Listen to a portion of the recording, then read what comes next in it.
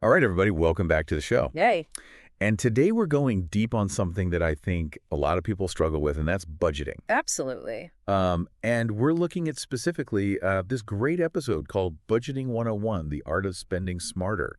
And we're really trying to drill down and find out, how can we make this, the whole concept of, financial whatever. Yay. How can we make it accessible? And especially, I think, for, a lot of us millennials. I mean, Yeah. I know I struggle with it. I'm sure a lot of our listeners do, too. For sure.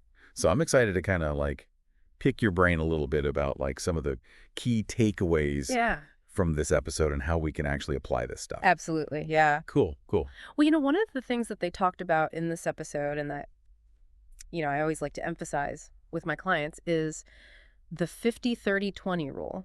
Okay. Have you heard of this one? I have heard of it, but I'm not sure I totally understand how it works. Sure. So basically, it's a guideline for allocating your after-tax income. So 50% goes to your needs, 30% to your wants, and then 20% is for savings and debt repayment. Okay, so in real life, though, what does that actually look like? Okay, so let's break it down. Okay. Needs would be things like your rent or your mortgage, utilities, groceries, transportation, the essentials. Gotcha. Your wants would be things like, dining out, entertainment, travel. There's things that are nice to have, but not essential for survival. Oh, okay. So that's where my, daily latte habit falls in. Probably. Okay. And then that 20% for savings and debt, that's where you're putting money aside for your future goals, like, maybe a down payment on a house retirement or paying off those pesky student loans. Yeah, I think that's the part I struggle with the most is actually making sure I'm putting enough away. Right. Well, one thing that can be really helpful is figuring out a system for tracking your expenses. Okay. A lot of people like to use spreadsheets. I've tried that. Yeah. It gets a little tedious, though, after a while. I hear you. There are also a ton of great budgeting apps out there that can make things so much easier. I've always been a little hesitant to use those apps, just kind of giving all my financial data to some random app. Right. I totally get that. But the good news is that most reputable budgeting apps these days, they have really strong security measures in place. Okay. And honestly, they can be such a game changer because they connect directly to your bank accounts. So they're automatically categorizing your transactions. You can see in real time where your money is going. Oh, wow.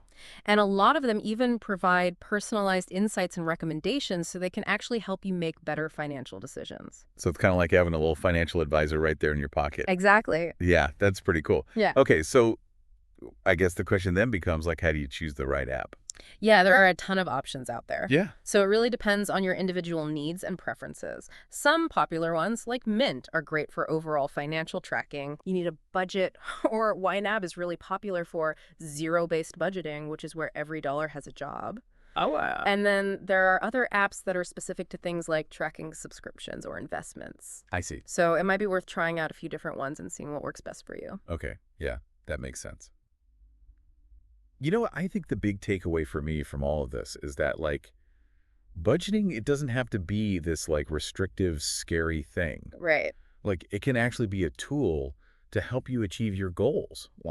Whether it's, buying a house, traveling the world, or just, finally feeling financially secure. Absolutely. It's all about taking control of your finances rather than letting them control you. Right. And, even if you just start with one small change, download a budgeting app. Yeah. Set a savings goal. Maybe have an honest conversation with your roommate about splitting bills. Right. Whatever it is, those small steps can add up to big changes over time. So, yeah, I hope that everyone listening today feels empowered to, take control of their finances and start working towards their goals because, you got this. Yeah, you totally do. Thanks so much for joining me today. It's been a pleasure. This was fun. And we'll see everybody next time for another deep dive. See ya.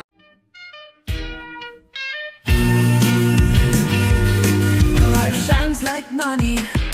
All my life shines like a diamond.